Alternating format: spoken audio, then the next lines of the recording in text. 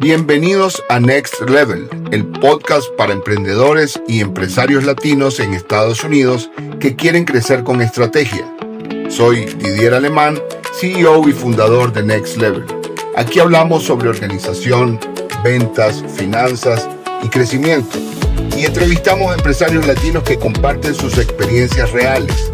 Síguenos, suscríbete y activa la campanita. Comenzamos.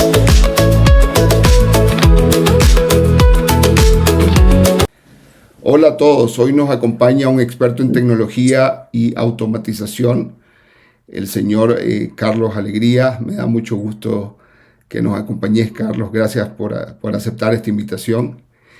Carlos nos va a ayudar a entender cómo usar la tecnología para vender mejor, para ordenar el negocio, ahorrar tiempo sin complicaciones. Entonces, si usted siente que tiene un negocio que depende demasiado, extremadamente demasiado de usted, o que toda la información esté en su cabeza, o quizás en algún papelito por ahí donde después se olvida, este es un episodio que es para usted. Me gustaría, Carlos, que comenzáramos con una presentación breve acerca de quién es Carlos Alegría. Por favor, contanos a qué te dedicas y cómo llegaste al mundo de la tecnología y a los procesos empresariales.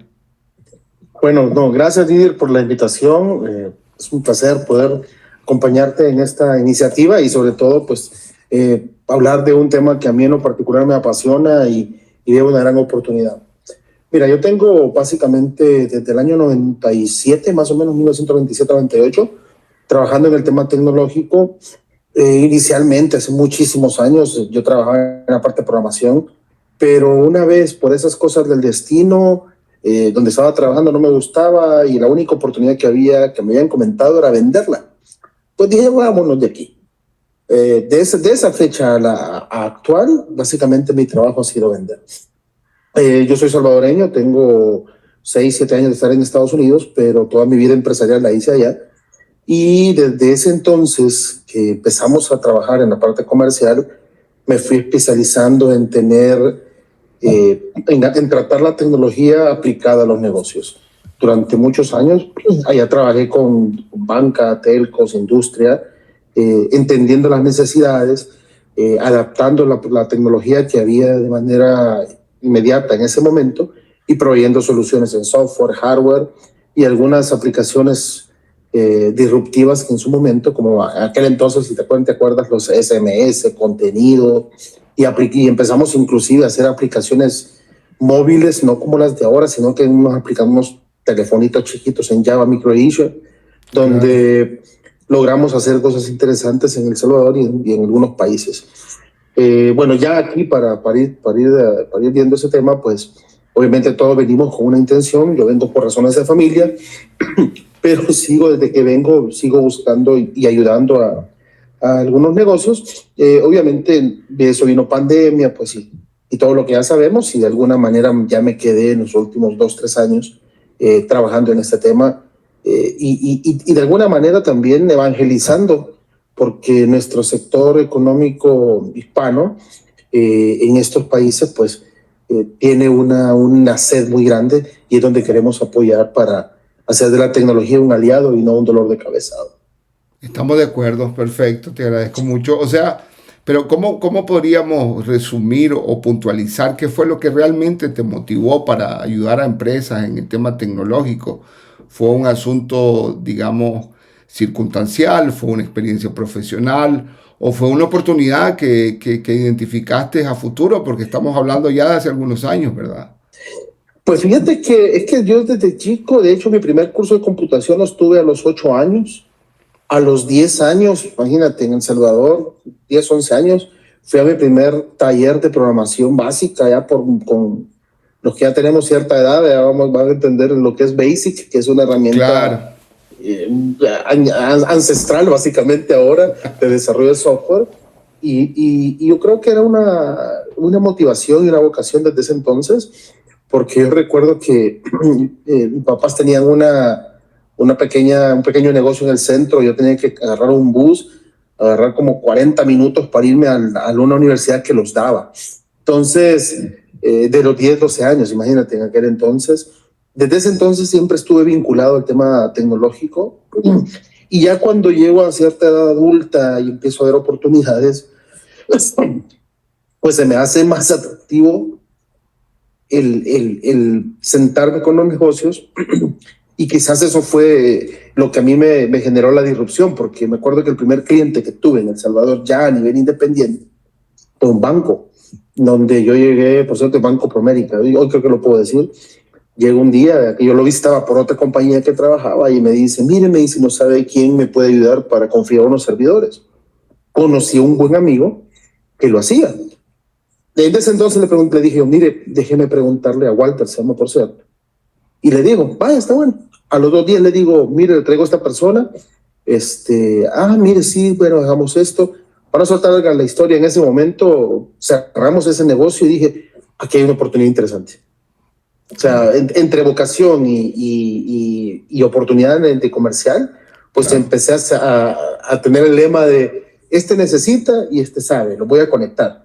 Correcto, así es. Entonces, en términos simples, es lo que he ido haciendo toda mi vida, en entender quién necesita, quién sabe, yo se lo traduzco y se lo sirvo.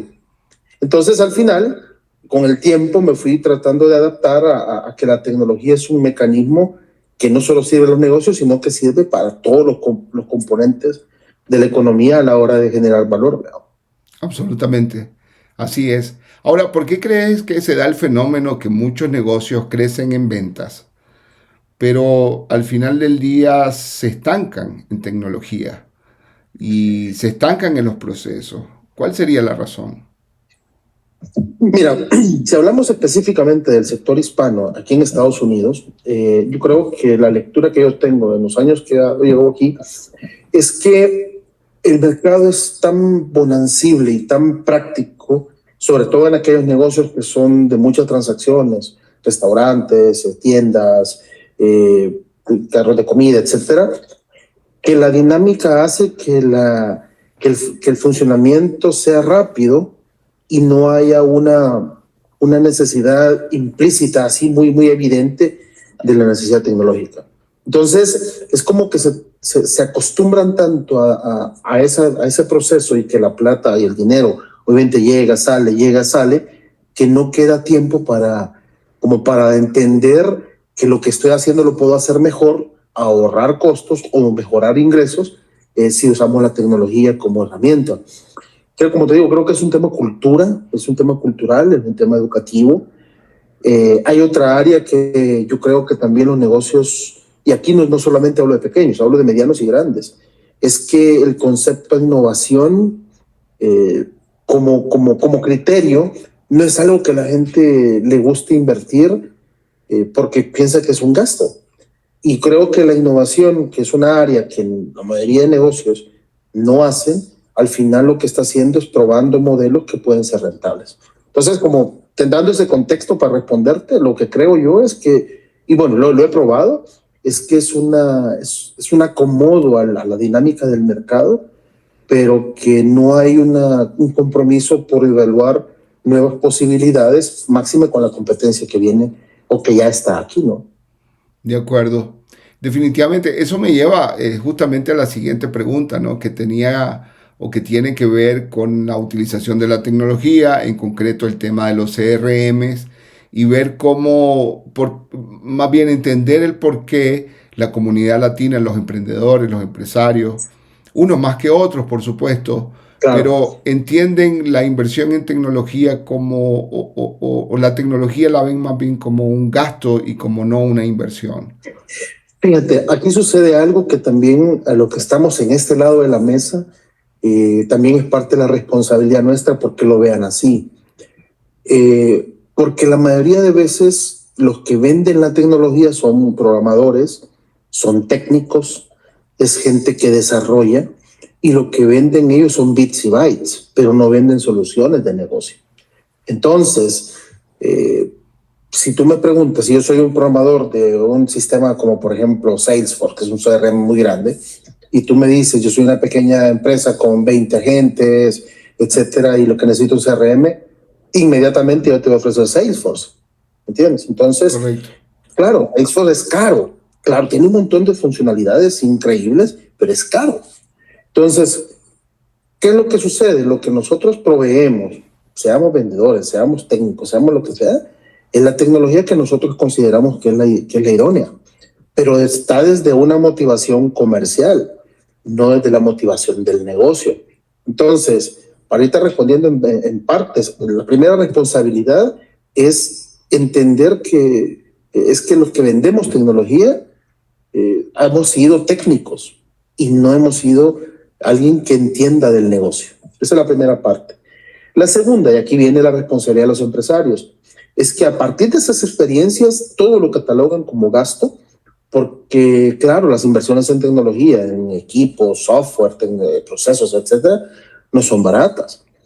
Y en un mercado donde estamos acostumbrados a que la rapidez y el resultado es lo que yo veo, máxime en aquellas empresas de servicio, hablemos lo cuáles son, limpieza, construcción, restaurantes, tiendas, donde la dinámica del dinero es muy rápida y es tangible. Entonces, entender que una inversión en una ERP de 50,000, 100,000 dólares, lo que sea, vaya a generar un valor inmediato, eso no va a pasar. Entonces, la concepción del empresario es que no, eso no me sirve porque no me da dinero ya.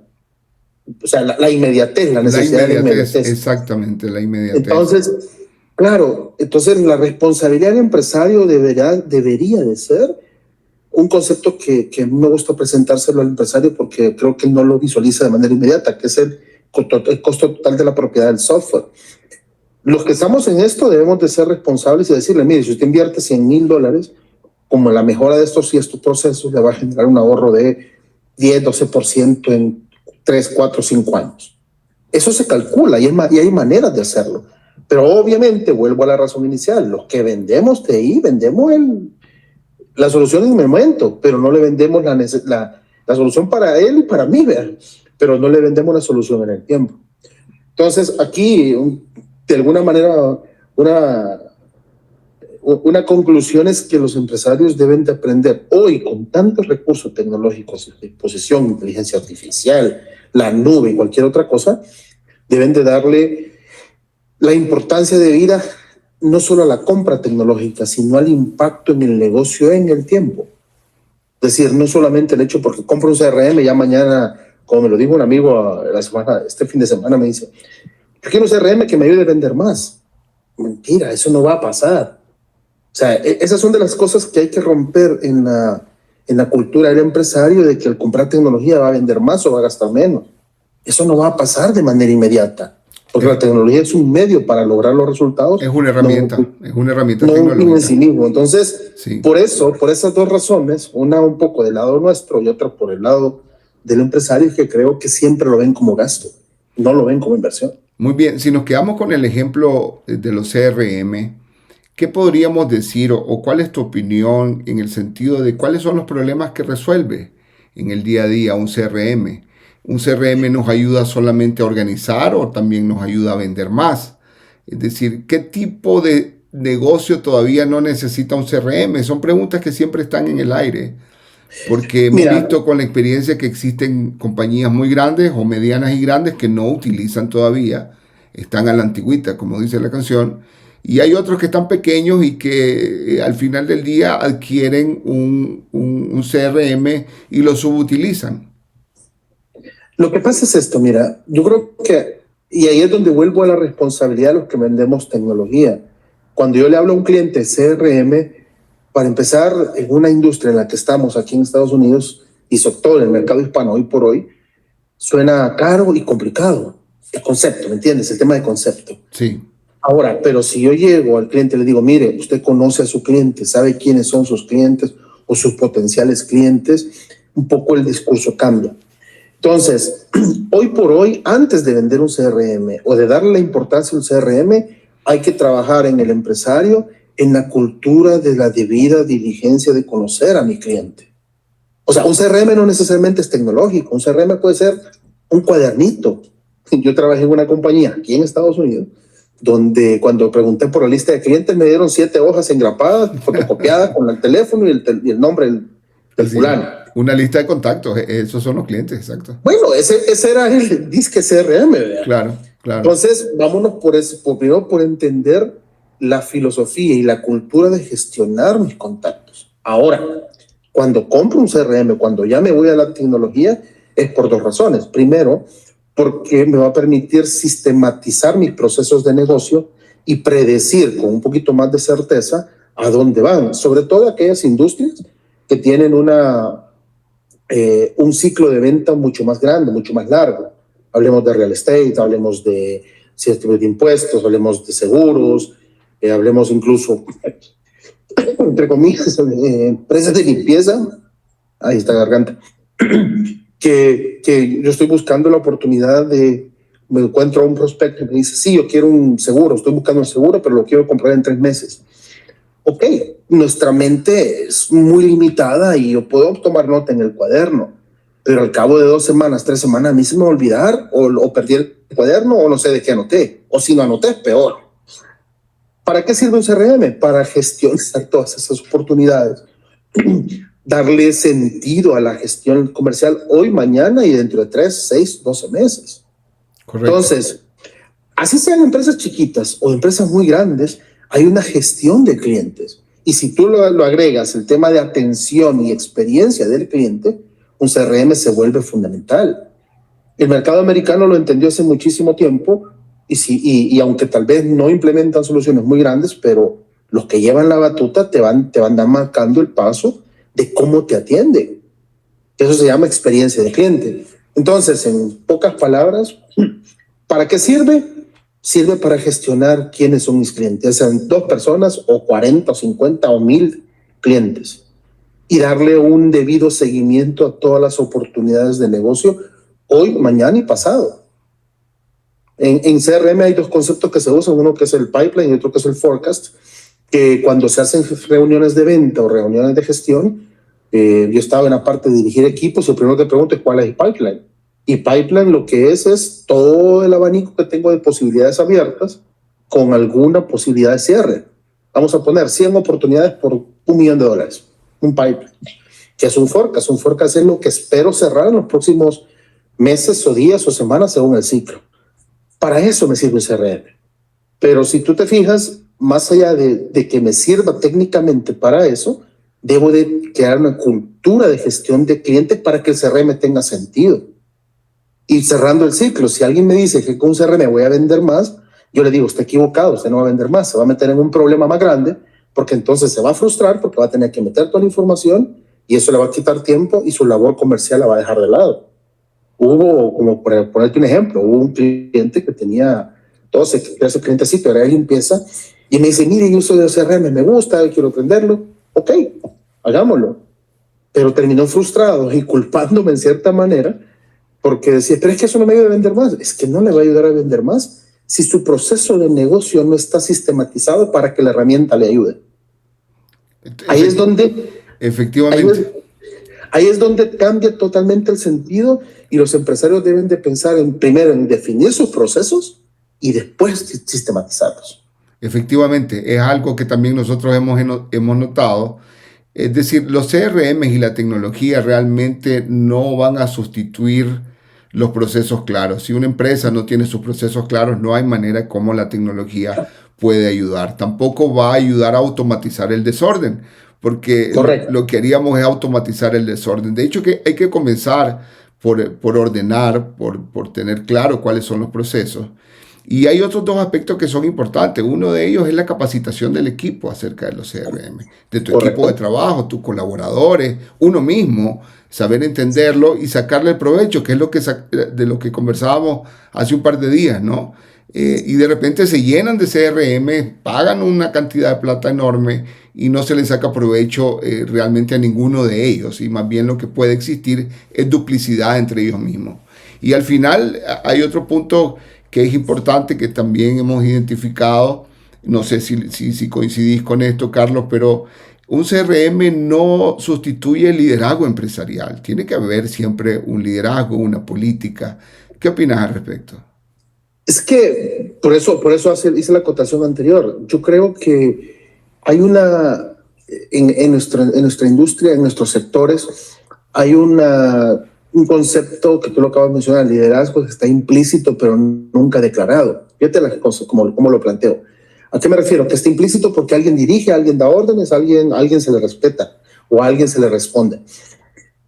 Pero no hay una declaración de cómo se hacen las cosas, ni qué espero de manera tácita, de manera formal y sobre todo sistémica de los resultados de mi equipo. Entonces, el factor de la cultura organizacional es fundamental a la hora de adoptar sistemas como estos. ¿Por qué? Porque si no hay alguien que absorba y que promueva y que lidere esta implementación, lo que va terminando es lo que tú dijiste. Vamos a sistematizar el desorden, se va a hacer 3 veces más grande y vamos a terminar frustrados el dueño, los colaboradores y todo el mundo. Entonces, es fundamental que la tecnología se vea como herramienta, pero que vaya acompañado de una cultura de adopción en donde el primero que tiene que tener certeza de que eso va a apoyar en el tiempo, no hoy necesariamente, es el dueño. Si el dueño o el líder de ese equipo no está convencido, por más que los de abajo sí lo estén, no va a haber el esfuerzo ni la potencia de poder sacarle el máximo provecho. Al final sí, las herramientas te van a ayudar a vender más, pero partiendo de un orden y de una sistematización que debe terminar de caer en mi cultura de venta. Voy a poner un caso muy rápido. Hoy que viene la temporada de los taxis, para ponerlo en general. Vamos a poner un ejemplo. La compañía tiene 3 años de vender taxis y va al 4º año. Y yo, por lo general, ha ido creciendo su clientela y una tasa de retención, vamos a llamar, de un 90%. Es decir, de cada 100 clientes, 90 siguen haciendo los impuestos con ellos. ¿Para qué servirá un CRM ahí? Para que ese 90 clientes, más los 10, más los 20 de este año, se vayan a la base y yo haga una labor de preventa, llamémoslo así, que a lo más salir a abrirse la temporada de impuestos, yo tengo mis... Y si vamos a clasificar clientes, mejor todavía.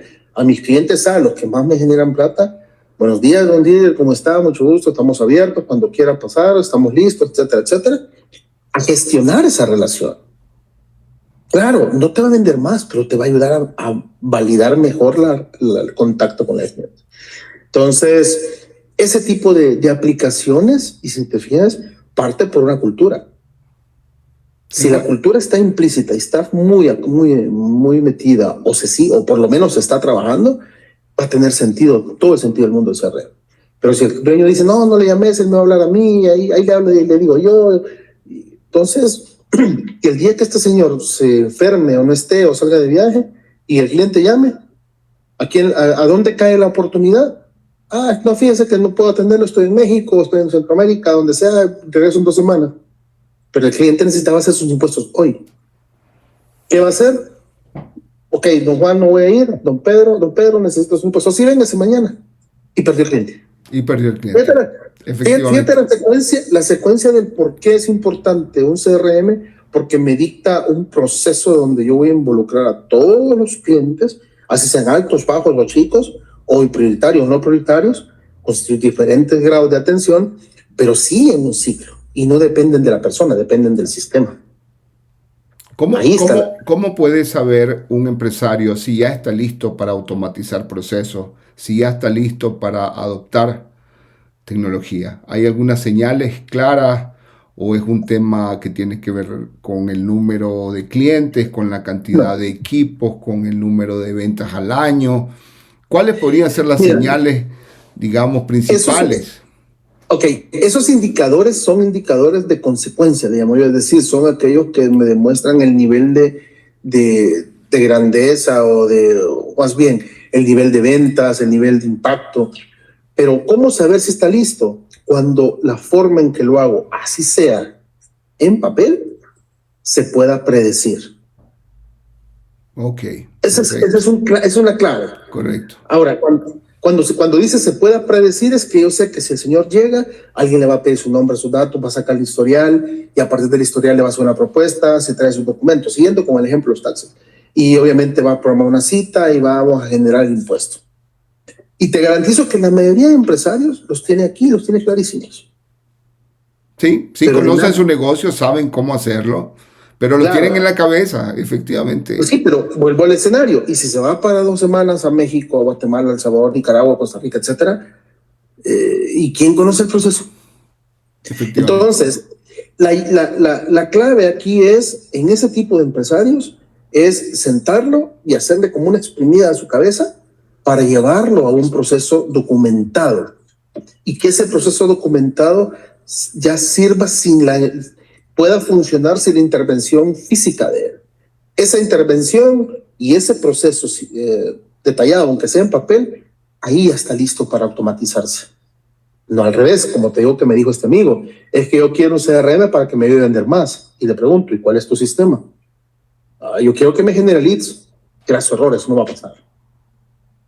¿Entiendes? Ahí está el primer, para mí ese es el santo grial de saber si está listo o no para un CRM. Entendido. Y bajo esa lógica, ¿qué proceso debería ordenarse primero? Si nos vamos en el término de la comercialización con un CRM, es tu ciclo de negocios. Entender, primero saber cuál es tu periodicidad de cierre, es decir, en términos de tiempo, si es un día, 2 días, una semana, 2 semanas. 2, entender que corres con fases o partes de la negociación en donde cada fase tiene una ponderación. La mayoría de CRM funcionan así. Prospectación, propuesta, negociación, cierre o pérdida, o etcétera. Esa es la base general, se puede adaptar. Si eso existe, o por lo menos está en proceso, ahí sí es muy, muy interesante agregarlo, porque entonces me dice, vamos otra vez al ejemplo del forecast, lo que voy a vender este mes.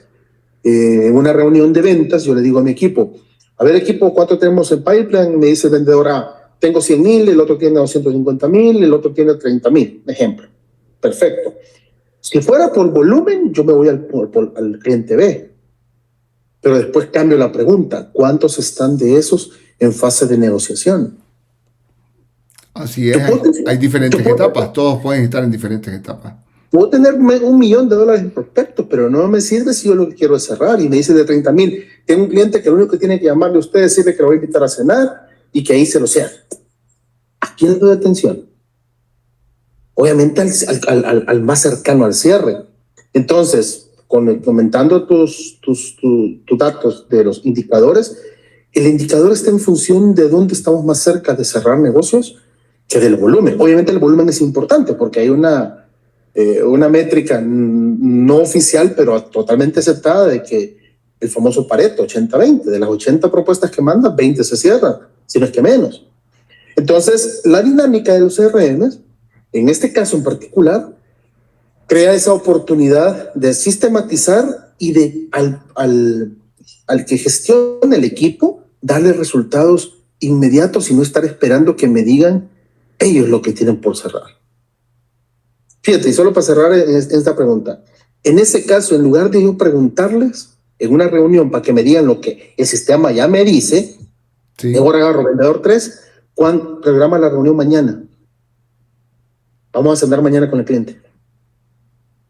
Para obtener inmediatamente la información de primera voz, de primera mano. Exacto, o sea, como está sistematizada, a mí no me interesa sentarme, que muchos de nuestros negocios, no sé aquí, pero al menos en Centroamérica pasaba, hoy no lo sé, por los años que tengo de estar acá, tenían un efecto de reunionitis hasta aguda, sin sentido, cuando la data está. Mejor capacitemos a la gestión en interpretar la información y tomar acción por lo que los datos dicen. Y que las reuniones sean para ver problemas, ver estrategia, ver ajustes, ver qué necesitas para que cierre o por qué el cliente no nos está dando. Argumentos que no te los va a guardar el CRM. Pero si yo lo que quiero es saber quién vende más y quién vende menos.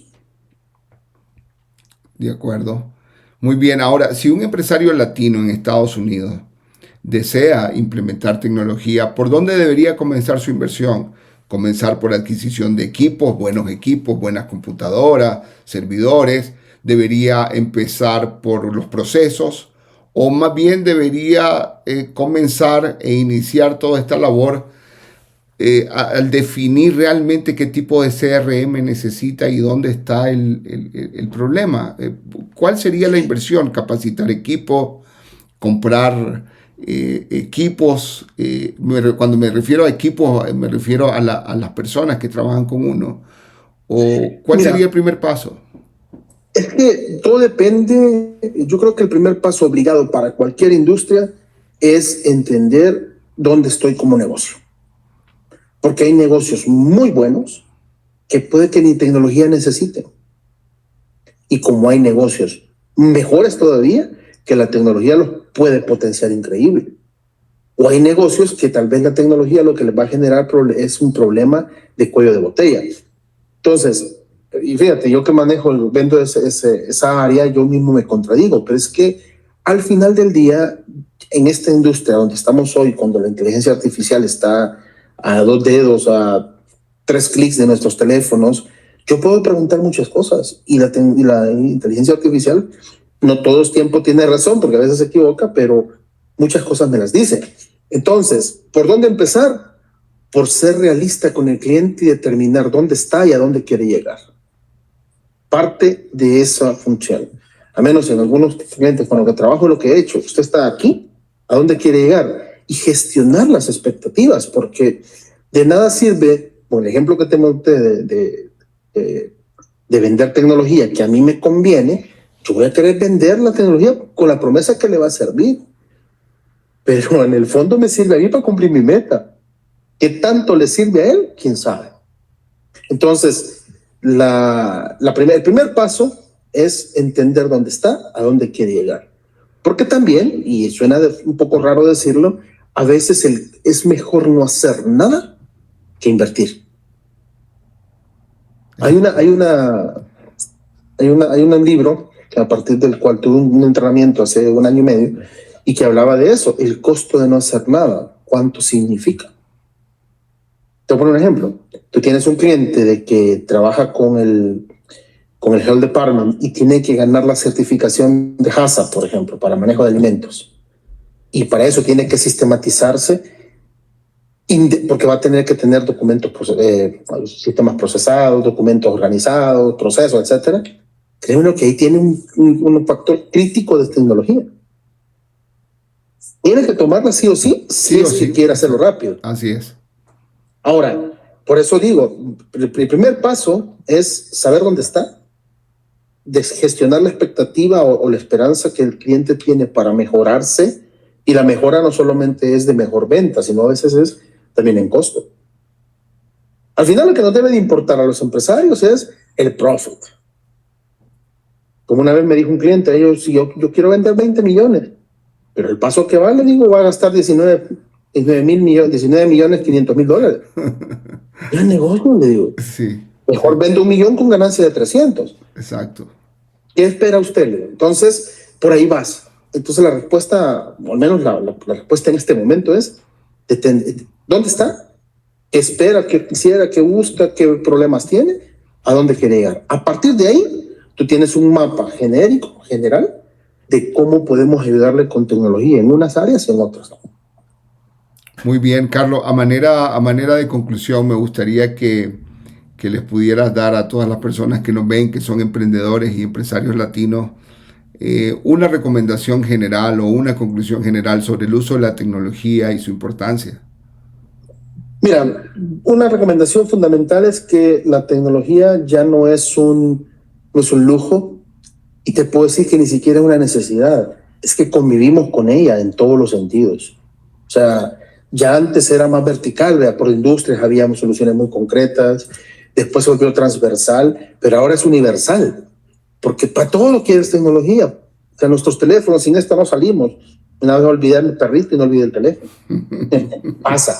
Entonces, yo lo que creo es que el uso hay tantos recursos y herramientas, hoy con IA muchísimos más, que la recomendación es preguntarse precisamente lo que te decía: ¿dónde estoy? ¿A dónde quiero llegar? ¿Y cómo la tecnología me ayuda? Pero no perder de vista el objetivo, porque algunos empresarios cometemos, y me voy a incluir, cometemos el error de querer que la tecnología sea el fin para lograr el objetivo. La tecnología es un medio, no es un fin. Y cuando vemos que la tecnología no está al servicio de lo que nosotros quisiéramos que pasara, como este amigo que te cuento, que quería para generar más leads, lo que termina pasando es que uno se frustra y dice: no, eso es muy caro, no me sirve, mejor sigo haciendo el cuadernito. Pero en el fondo es que no estaba listo con su expectativa clara de a dónde quiere llegar con su negocio en el tiempo. Entendido. Entonces, la recomendación es para por ese lado, por entender dónde estamos, y partiendo de ahí se hace un plan de acción y creo que, y también te adelanto algo, no solamente es el hecho de que adopten la tecnología, sino que se dejen acompañar por quien los va a llevar por el camino de los menores errores posibles. Fíjate, no hablo de cero error, siempre van a haber errores o adaptaciones o mejoras, pero que sean errores circunstanciales, la excepción, no la regla. Porque a veces lo que termina pasando es que los empresarios meten tecnología, pero lo que terminan haciendo es triplicando procesos, unos sistematizados y otros no, pero el objetivo siempre se pierde. Entonces, la recomendación es saber dónde está, a dónde quiere llegar, dimensionar las expectativas sin gestionarlas, y la dos, dejarse acompañar en la adopción para ir midiendo el impacto. Porque los que compran CRM, yo estoy casi seguro, por no decir que todos, pero una buena mayoría no saben el impacto en términos monetarios, que sí se puede determinar, en qué ha beneficiado o en qué le ha perjudicado a su negocio la adopción de esa tecnología. Perfecto, muchas gracias Carlos por compartir estos consejos y estos análisis de cómo la tecnología realmente ayuda, aporta al bienestar de los negocios, a dormir un poco más tranquilo, a tener más orden, más organización. Y efectivamente una gran conclusión es que no es una solución en sí misma. La tecnología es una herramienta que nos permite organizarnos y andar mejor con el negocio, entenderlo mejor y poder identificar también cuáles son aquellos procesos que requieren mejoras, ¿no? Sí, no, y si nos vamos, como comentario alterno adicional, si nos vamos a la analítica, a los datos, hay un mundo por descubrir que antes era muy complicado hacer o muy tardado, los proyectos de inteligencia de negocios basados en análisis. Hoy con la IA eso se ha resuelto en minutos o si acaso en horas, pero vuelvo a lo mismo. Como dice el dicho, si yo no tengo un puerto de llegada, cualquier viento es bueno. Y eso es lo que a nuestros empresarios nos hace falta. Como comentario final, debemos de saber a dónde queremos llegar. Ponerse metas alcanzables, retadoras, pero tampoco metas estratosféricas que ni en los sueños lo vamos a generar, ni tampoco metas que lo cumplimos el siguiente mes. La tecnología está al servicio de los empresarios en todos los aspectos, pero es el empresario el que dirige el trabajo de a dónde quiere llegar para que la tecnología le apoye. Muchas gracias Carlos por compartir tu experiencia. Estoy seguro que esta conversación le va a dar mucha claridad a empresarios latinos en Estados Unidos y en otras partes del mundo. Si este episodio te aportó valor, síguenos, suscríbete y activa la campanita para no perderte más conversaciones como esta. Y amigo empresario, recuerda que crecer no significa complicarse, significa estructurarse. Nos vemos en el próximo episodio de Next Level. Hasta pronto.